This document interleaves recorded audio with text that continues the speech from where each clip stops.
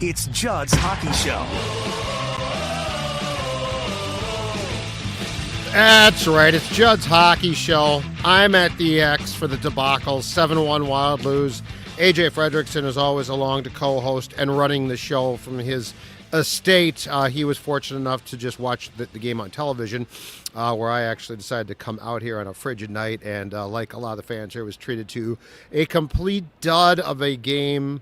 Wild gives up 7 goals for the second time this season. They gave up 7 in a loss at Philadelphia, you'll recall, early in the season. That, though, was a 7-5 loss. This is a 7-1 loss. Biggest margin of defeat for the Wild, AJ, this season. We could go on and on. So there's a couple things here. Like there's 2 very distinctive ways to look at tonight's game. And this team's had a good season. So, this is certainly not the norm. The first way to look at, I guess, the excuse or the absolution for this game is that 30-some-odd seconds into the game, Evan Bouchard of the Oilers took a shot, hits Jake Middleton in the right hand, and yes, Swerve 95, touchdown, Oilers is correct, CFL. Hits defenseman Jake Middleton in the right hand. He skates off. He does not return. He is lost for the game. Press box announcement made, I think, in the second period that he would not return. Don't know if it's a broken hand. Don't know what. But now, after that, you're down Jake Middleton. You're down Brodin. You're down Eriksson Ek. Zuccarello. You're going against Connor McDavid, Draisaitl and company, a very fast and obviously skilled Oiler team. So that's the number one way. We could talk about that too, because they are stressing their defense out to a large degree right now, as far as the stressors of they're asking guys to do a ton who really shouldn't be asked to do a ton, but they've got guys hurt. The other way, though, to look at this is the guys that were left on the ice, which included Matt Boldy, Kirill Kaprizov, Marco Rossi, Marcus Johansson, I could go down that line, were thoroughly outplayed, outskated, looked lethargic, looked like they just weren't, I don't know if they weren't ready. I don't know exactly what went wrong. But definitely 2 ways to look at this game. One is, man, they're down defensemen. They are. It was a complete mess. John Merrill and Zach Bogosian can't be asked to do what they were asked to do tonight, but nobody even came close to picking up the slack. End of my thoughts. What are yours? I think you can look at it I think you can have both sides of the story be true here tonight. On one side, they're missing key players, as mentioned on the broadcast multiple times by Steve Levy and Ray Ferraro, which I think is a very plausible argument to what we saw tonight. Zuccarello, yes, missing. More so, you're still in the week-to-week phase of Joel Eriksson Ek's injury, and he is a very key all-around player. He's defensive. He wins faceoffs. I think very evident tonight. Missing him on multiple penalty kills. And then Jonas Brodin, who they highlighted at multiple times. For some reason, the Wild have, in a sense, had Connor McDavid's number. And I say that very lightly.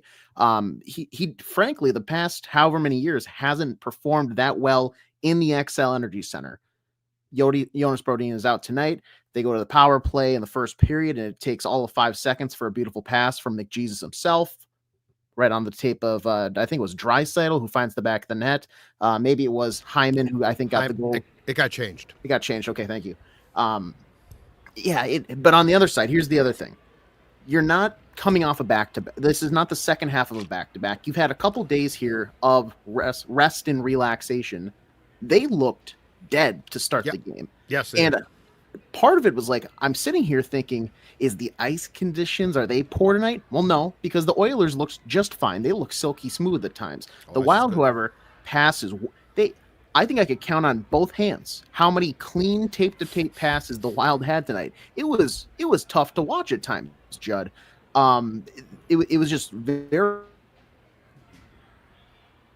professional wins, professional performances.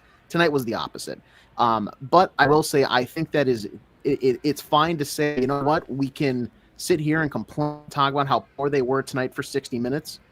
But come what is it, Thursday? Mm-hmm. No, it's Thursday tonight. Saturday against the matinee against the Flyers. Yep. If they come out and they start playing from opening faceoff, we might be fine. This is a game I think you can easily push out the window. Never need to look at it again, and we can truck along because this team still has yet to lose back-to-back games in regulation this season. That's not, we are in December. That's still an impressive feat. So as long as they bounce back and respond in a proper way, a professional way, I think this game, this is the last, after this show tonight, the only time we need to mention it. So there's a few things that have been happening of late that are disturbing. Well, that I shouldn't say of late. There are a few things that have been happening, some of late, some here for a while, that are disturbing. So let's start with this. Matt Boldy's become a penalty machine the past 2 games, and he's been demoted off the first line for our guy, Marcus Johansson, both games. It worked really well against Utah on Tuesday night, and Johansson played well. But then, as he is wont to do, John Hines went back to Boldy being on the top line to start tonight's game, took a couple more penalties. They might be questionable, they might not, but he's doing a lot of hooking and holding right now. And that leads into the real problem, though, is this. And it got him tonight. And yes, Jackson Johnson, you are exactly correct, and that's my next talking point, AJ. The penalty kill. Now I know you've got Eck out, and I know that you've got Middleton out, and I know that you've got Brodin out, okay? But they were also around when this penalty kill dropped to 29th. They entered tonight's game 29th in the league, 71.6%. And as you said, they gave up a goal that was eventually credited to Hyman 5 seconds into a Oilers power play for Edmonton's first goal of the night. They gave up another one to Nugent Hopkins in the second period that gave the Oilers a 4-1 lead. Hell, they also threw in a shorthanded goal by Connor Brown for good measure. But the penalty kill, something has to be done here. I heard Russo talking today about the fact that Hines, I guess, said that he spent 5 hours yesterday just watching the penalty kill and watching to see like what could be improved, what they can do. But they're just not doing it. And the problem is when they play Merrill, for instance, he's so passive. He is so passive on the PK, and he doesn't give himself a chance. Now, it was interesting in Sarah McClellan's story today in the Star Tribune, which is basically about how Kaprizov is on track for the Hart Trophy. She did write that Hines broached and then quickly dropped the thought of Kaprizov on the PK, which, by the way, I am all for. I've been pushing for this. He's your best player. If you play, you now consistently play him with when a team pulls its goaltender because you trust him defensively. He's so skilled. If you trust him defensively, like this is not, you can't continue down this path. And I know that guys coming back is going to help. But again, you were 29th going into this game. And that was built with some of your players who are out right now playing. You know, we talked about this last week on the show, AJ, but you spent the offseason like with your whole coaching staff working on this, trying to fix it. Yeah. And I think they went through one stretch where it was pretty good. But besides that, it's a debacle. And, you know, you get into a playoff series, and like what we've seen, the Oilers are going to make the playoffs, okay? So you could face this power play. This power play, you looked completely lost again, and it's just something has to be done here. You can't have a team this good and just sort of punt, which I don't think they want to do. I don't think they're going to do. But I also don't think Brodin and Eriksson Ek coming back automatically fix this thing entirely. You have to, in my opinion, attack a little bit more. At least if you're going to go down swinging. This power play or this penalty kill goes down being about as passive as you can possibly get, which always drives me crazy because you don't give yourself a chance. Yeah, it's just so frustrating that we've yet to see like major changes of any sort. Like there was like you said, a small surge where it looked like they're performing well, and I know that they were forced to tonight kind of maybe juggle things up because after one shift, 37 seconds, Jake Middleton takes a Evan Bouchard wrist shot, half slapper or whatever it was, right off the right hand. He goes down the tunnel, doesn't return. So immediately into the game, you're down to 5 D-men. So that does, I would imagine, in a sense, probably mix some things around. But it's really no excuse. I mean, this is not a one-night thing. This is a persisting thing. Like the overall performance, I think I can write off as maybe a one-night thing. But this penalty kill has been night after night after night. We just don't see them taking chances. And I get it. People might be sitting here listening or watching and thinking, well, it's the penalty kill. Your job is to preserve that 2 minutes. You kind of kill it off. No, because in a sense, yes, but you also need to pressure the opposition. You need to throw them off their cadence, their game of maybe setting up the zone so that they can go ahead and make a mistake. They get overwhelmed, and all of a sudden, granted, it was a kind of a broken play on the other, kind of on the momentum swing, but they scored a shorthanded goal because of taking chances, pressuring the Wild. The Wild just don't do that. It's really, really frustrating that night after night we see them go to the penalty box, and it's like, well, when's it going to happen? Because they're not making through this 2 minutes. It's really, really frustrating. I don't understand why we have not had like mainstay like addresses of this yet. I was told it was going to be fixed. I was told multiple coaches had their hands on it. We haven't had anything fixed. It's really frustrating. And you just don't like the problem too is that the guys that you currently have killing, who by the way are killers, like they're penalty killers. It's not, the loss of guys out definitely hurts, but you were using guys that would be used in some form in the rotation to kill penalties. And the issue is, I think they thought Trenna was going to step in on this 4-year contract and be that big forward, right? Who's going to help kill penalties. He's Trenna, and he was trying to look like Gretzky at times tonight. He just is who like they need somebody who is what they thought that Trenna was going to be to help kill penalties. They really do. But yeah, and it's I haven't got the final sheets yet, but the time on ice for like Merrill and Bogosian has to be ridiculous for them. Let's see. I might be able to find that for you here. So tonight for the Minnesota Wild, let's see, Bogosian, according to moneypuck.com, logged 1848. Yeah, that's so. Jared Spurgeon, 26-18. Brock Faber, 31-49. That's ridiculous. Let's see. And John Merrill, 19-24. John Merrill I understand you had 5 defensemen. He cannot be out there for 19 and a half minutes. And they know that. That's the thing. And when Jake got hurt, that's an enormous blow. I want to talk about the state of the defense in a second here, because that's going to become a big story now.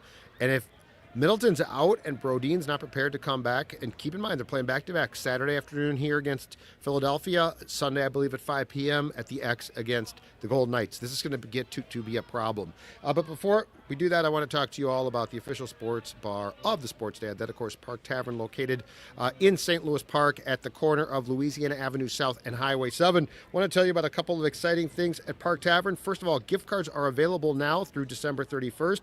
Buy a $100 gift card and get a $25 gift card free. That's right. Great Christmas gift, great holiday gift. You do have to go in person, but it's not that bad. Just go in, enjoy a beer or two, and get a gift card. And also their New Year's Eve bash with Cosmic Bowling, 9:30 to close on New Year's Eve. Again, their bash with Cosmic Bowling, 9:30 to close. ParkTavern.net for all the details. ParkTavern.net. All right, let's talk about the state of the defense, and let's assume that Middleton's not going to be prepared to play on Saturday, okay? Yeah. All right, here's what you got now. So tonight you had, with Middleton out, you had Faber, right shot, defenseman, Spurgeon, right shot, Chisholm, left shot, Merrill, left shot, Bogosian, right shot. So you had guys playing on the wrong sides at times, and like that is not the simplest thing, especially if they're not used to it. You'll remember Damon Hunt, who was sort of by default the first guy to get called up if there was an injury on the blue line, has now been traded to the Columbus Blue Jackets in the David Juracek trade.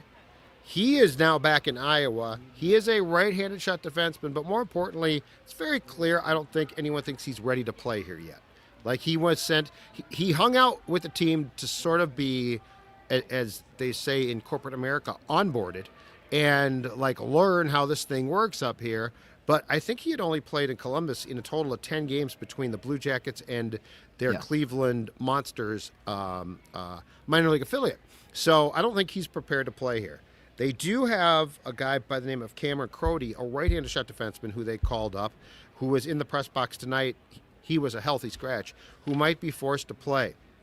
Now, I have no idea what he would bring. I have no idea, but you said, and they were stuck tonight, so I'm not blaming them for this, but you said the key thing. You cannot have John Merrill. Like, you just can't. if you're seriously competing, play nearly 20 minutes in a game. Bogosian probably played too much. Faber, God bless him, he's unbelievable, but 30-plus minutes in a regular season game because he had to.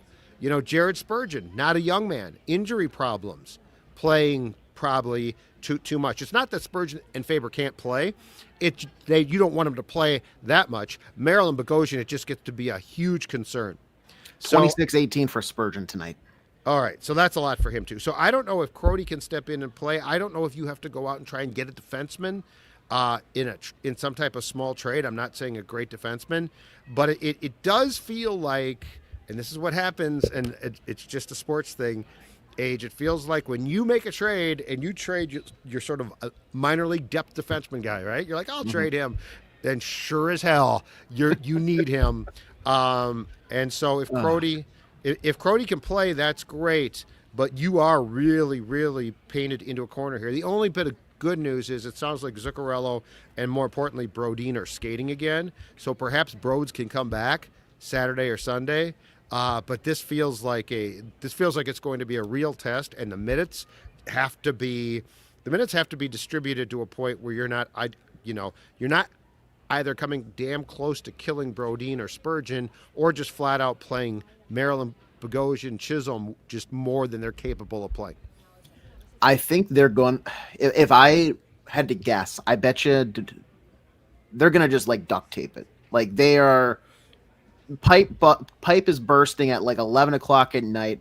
Menards is closed. There's nowhere you can go. You don't have the part. They're just trying to shore things up till morning when stores open their doors, Judd. If they think Brodin is skating and he's close to coming back, Crody's going to have to probably just get in there and just hold the line. Like seal that pipe up as best as possible. That little tube of Flex Seal that you got as a gag gift for Christmas 3 years ago. It's halfway done. But hey, you're going to seal that thing up for the night because it feels like it's a very reactionary thing to just go out and try to trade for somebody, no matter the skill level. Bill Guerin, to me, doesn't seem that reactionary. He's reactionary, but not that reactionary. That seems like panic to me almost. If Brodin's coming back, I agree.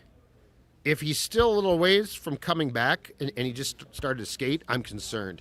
Crody, by the way, is a right-handed shot defenseman. If you've lost Middleton, he's a left-handed shot. Yeah, Jackson Johnson. Alex Goligoski actually is here quite a bit in an undetermined role with the team, but it will not be on the ice. I can guarantee you of that. So, yeah, I agree with you that they would duct tape it if Brodin is back. And, I mean, he might be back on Saturday. Perhaps his progress can be expedited now that he's skating and they're really shorthanded guys.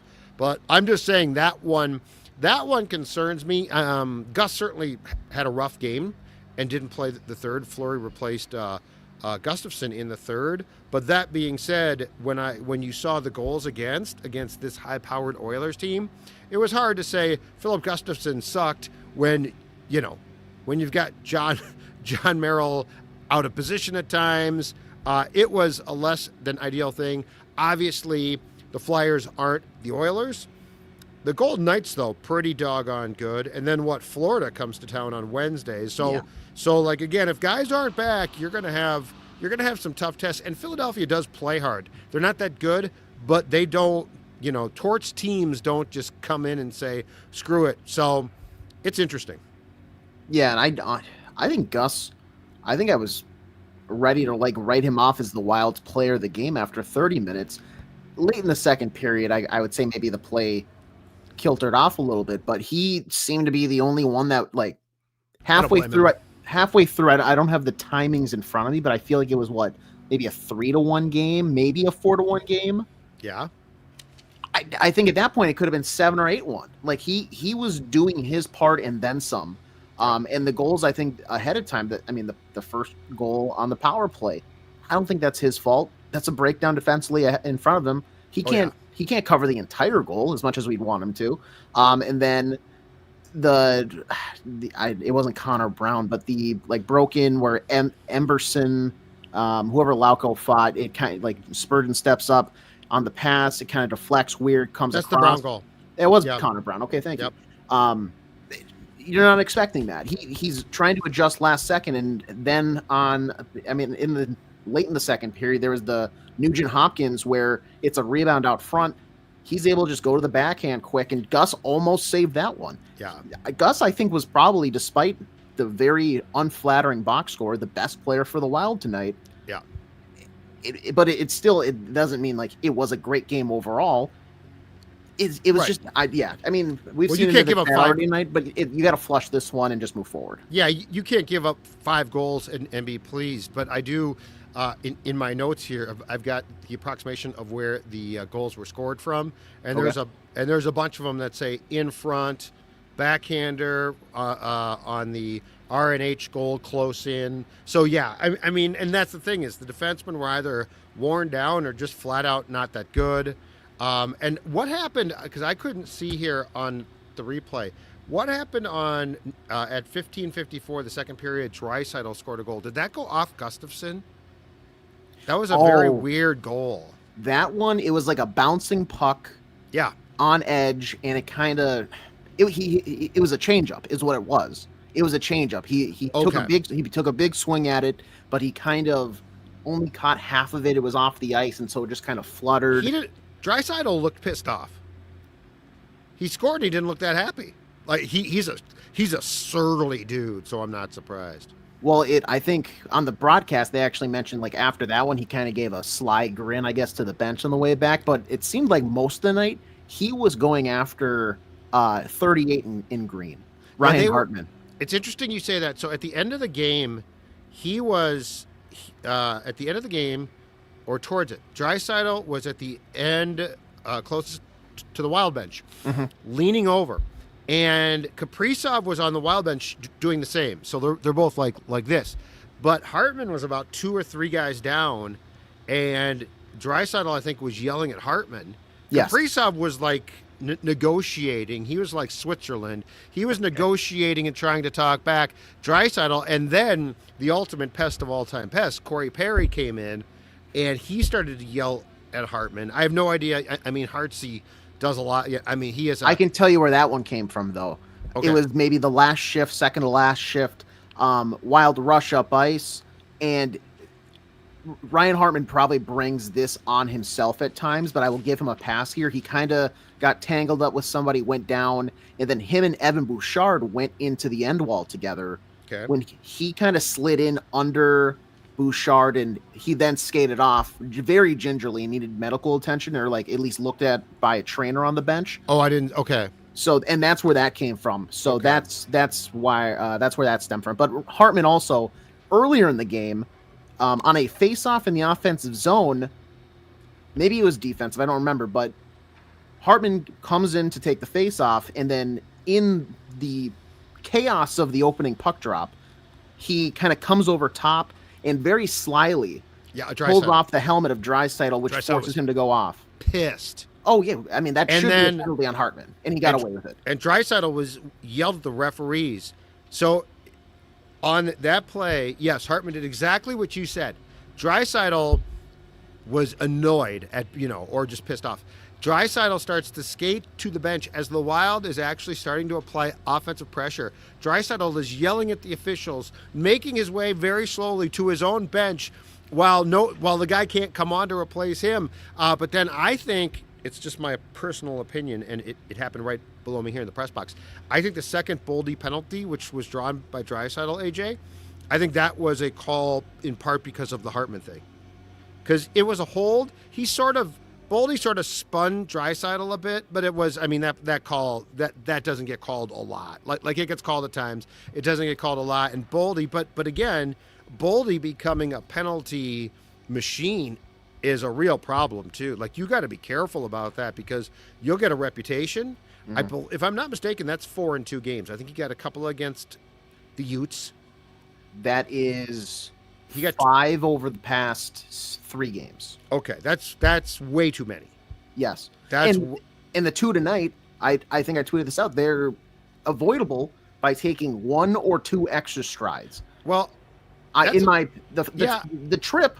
Just keep skating, and then I agree that the second one, the hold, I think it's a bad visual because you do see his torso spin and maybe yeah, he spins him. Yeah.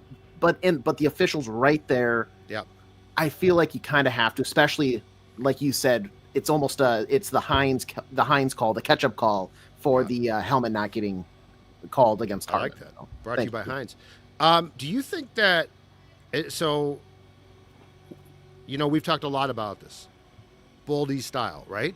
Yeah. And I mean, up until now he's been fantastic, but we all remember the games last year when he sort of regressed, and at times I don't know what the word is. Like, I mean, he had a couple of bad games where he didn't apply himself. I've seen in the comments the term lazy used. I'm hesitant to call him lazy, but anyway, disengaged at times. Right, but do you think we're getting back there? And I guess my question is why? I mean, you've just been named to the Four Nations Face-Off U.S. team. I would think now would be more so of a time to go time. But yeah, these penalties are, in my opinion, these penalties are sort of the start of, like, the disengagement. Because you're right. It comes from probably just a starting point, not moving your feet. I don't think we're getting back to what we saw prior to kind of this level of consistency that we've seen here. I'm gonna defend Matthew Boldy and say that I'm gonna chalk this up to nothing more than a slump. He's a younger guy. Some key players are hurt. I think probably he knows that people in that locker room as well as in the front office are looking to 97 and him to step up and kind of make do for what they're missing right now. Maybe that's getting to him a little bit and he's trying to overdo it. And when things aren't maybe going his way, if you don't see the puck go in the net here, after a couple games in a row for a guy of his skill level and quality, that's got to be frustrating because he knows, okay, I know I can do better. I know I should be doing better. And I think that can maybe muster up. And so if he can get one game and like get that monkey off his back and kind of get back in his footing, I think everything here that we're seeing goes away. But the problem is he needs to have that happen sooner than later, because if this continues, then it's a real problem. But I don't think we're not getting the situation where somebody's going to have to pull him into a room and have a conversation after a game at some point. I don't think we're heading back towards there.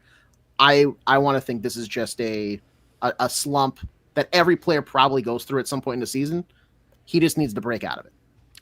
John Hines taking him off the top line 2 consecutive games, though, is interesting. Like I don't know that John Hines is going to be as forgiving as you just were.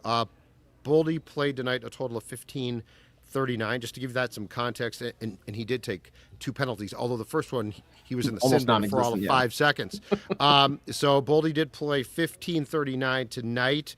Just for context on the first line, guys, Kirill Kaprizov played 23:14, and let's see here, Marco Rossi played 20:53. So Boldy well below that. I think he's trying Johnny Hines' patience, because there's definitely was some forgiveness there last year. There definitely were some talks. This is just a game where you would really like to see the guys like Boldy rise up a little bit, because yes, guys are hurt. Yes, that sucks. Yes, it's going to make it tougher. Edmonton's good. But all of that being said, the worst thing that you can see from this team in particular is, woe is me. I feel bad for myself. Our defensemen are out. What are we supposed to do? And, to what you were saying, Philip Gustafson didn't do that, and he's a goaltender. So it just feels like, look, it's a long year, and I know that guys are going to go through slumps, and I know that this team is going to not play good games at times, and I accept that. What I don't accept is when your top-end guys have to be 2 consecutive games taken off the top line. You know what? Kirill tonight. 23:14, as I said, 22 shifts, played 20:07 at even strength, 6 shots on goal, 2 block shots. Again, so I mean, Kirill Kaprizov showed up. Yes, and you're playing, you're playing McDavid, you're playing Draisaitl. You don't show up, they're gonna hammer you, which is exactly what they did. Final thing, I find it intriguing here. Okay, yeah. So the Wild is now 19-6-4. 42 points. Away from the X, 12-2-3. Absolutely outstanding. So 2 regulation losses. Philadelphia, and then the Kings game a couple of nights ago on Saturday. Not a great performance there. But anyway, 12-2-3 is phenomenal. At home now, only 7-4-1. The Kings hammered them here. They just got hammered by the Oilers. So, like, if we're looking for things overall to improve, because this homestand is what now? 4 games?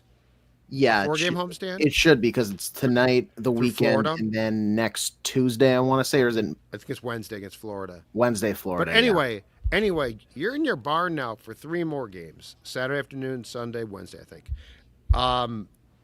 That's a sneaky, not really impressive record at home.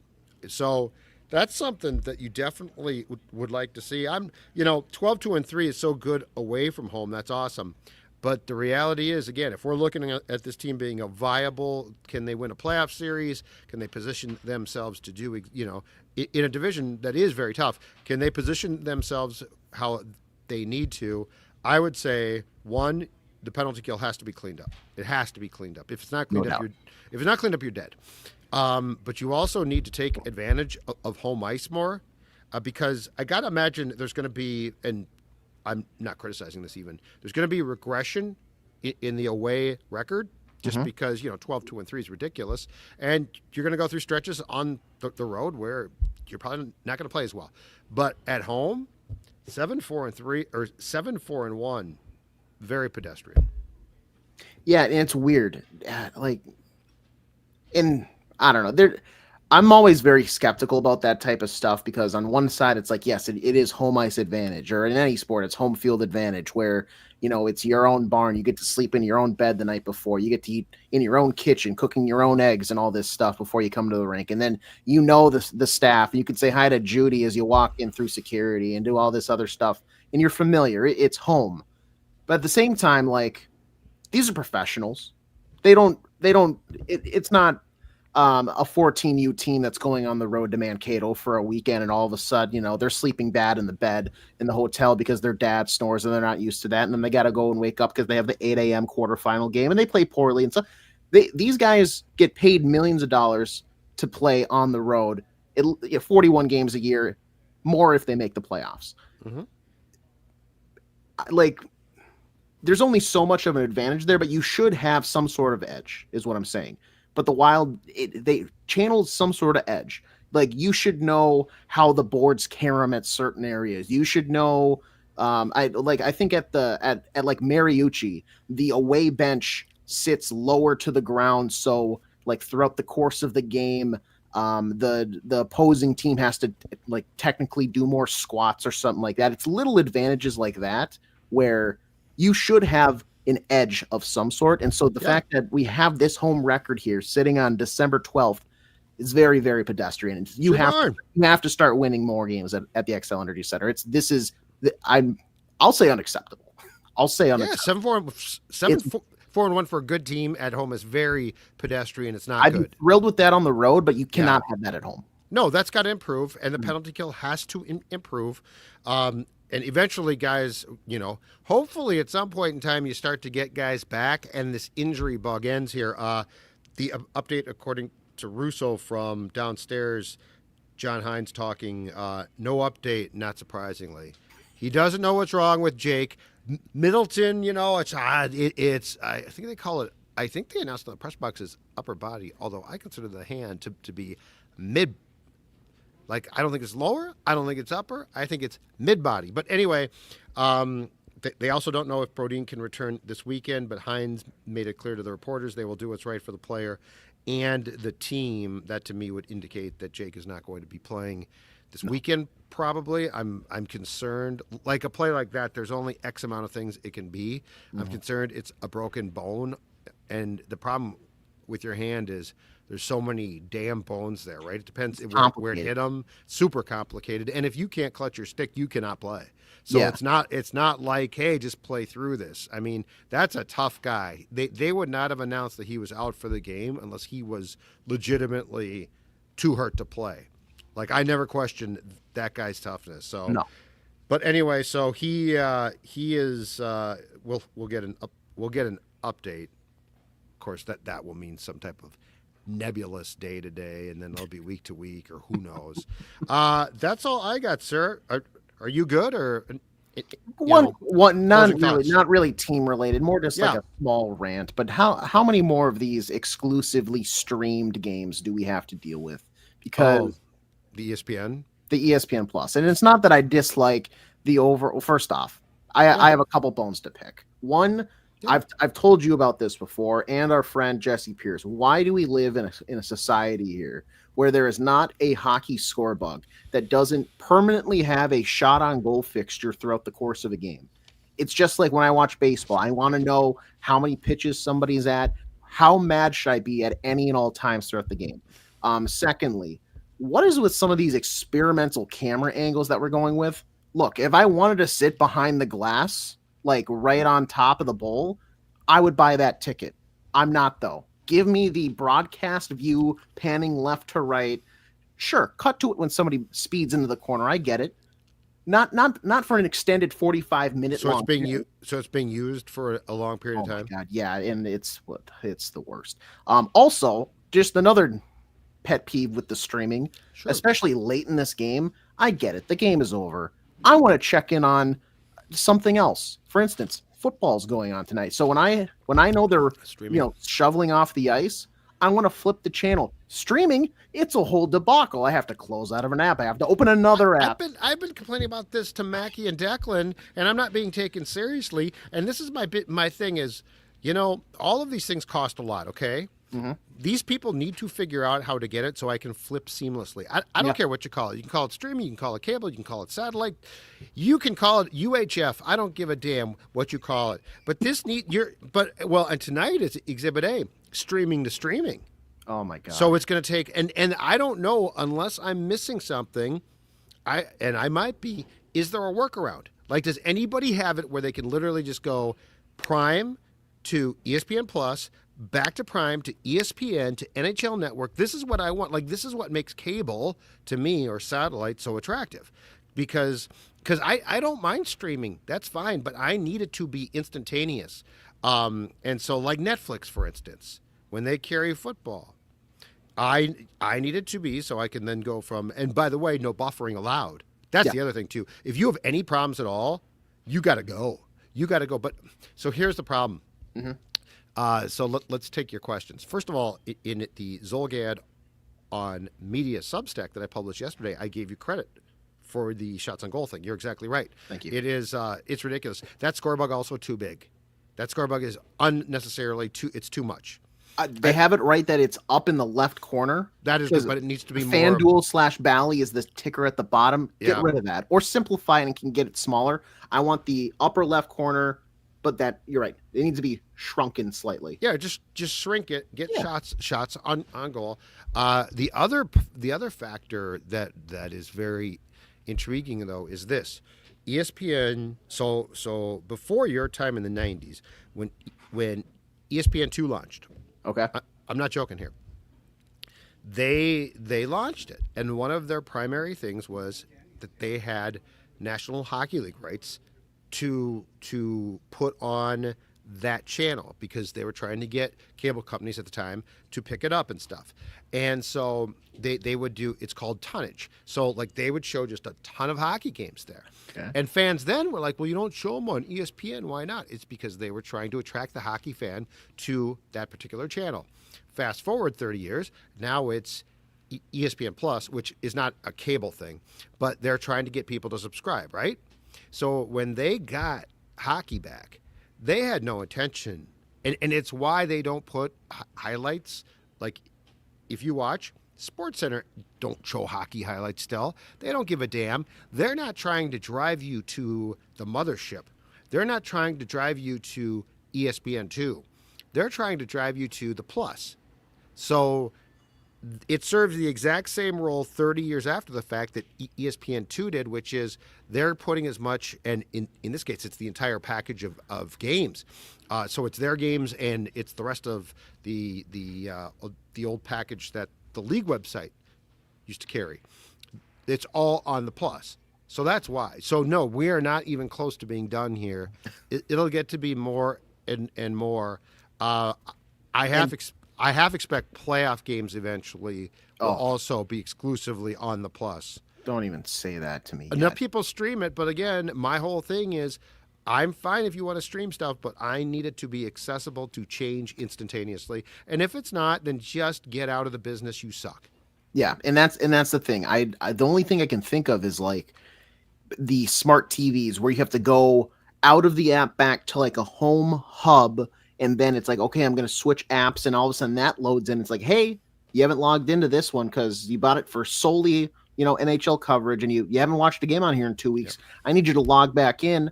And now, by the way, I don't remember my password. I have 17 passwords for 17 different apps. Yep. So now I have to reset my password. By the time I get that reset, there's a verification that I have authentication in a mobile app that now I have to go in and then I have to scan this. It's ridiculous. It has to be so seamless, and it's just not. I don't know what the fix is, but these companies don't really want to work together. But that was my, I don't know. When the game got out of hand, that's where my mind sort of drifted. Right, because you want to get out of the game, go back in. I hear you. And when I've complained to Phil and Declan, they basically humor me. And I said, no, this is a real issue. I need to be able to flip around. Check out, put up that 10:50 p.m. post from IX Astro XL, because he's exactly right. Only 3 likes. We're churning this out. I don't know what the room's like. Couple hundred, but come on, folks, let's get some likes. Our peak was up to about 150 earlier in the show. We're sitting at 110 right now. So for a 7-1 game, thank you very much. Because yes. I expected the peak to be about 3 people. All right, we are done. Good stuff from us, bad stuff from the team that I just watched. Really tough game. Judd's Hockey Show back probably now. Are you joining me out here on Saturday and Sunday? I'll be here. I'll be there with you, right next to you, Saturday and Sunday. So we can probably muster up at least one show. How about? Yeah. We could do a post because the Flyers game is at 1:00, I think, on Saturday. So perhaps we do a post game show then. But yes, Judd's Hockey Show coming at you frequently because the Wild, for the most part, has been really good. If they fix the PK and start to get some guys back, perhaps they can go back to being good because they were awful tonight. I'm Judd. He's AJ. We'll talk to you later.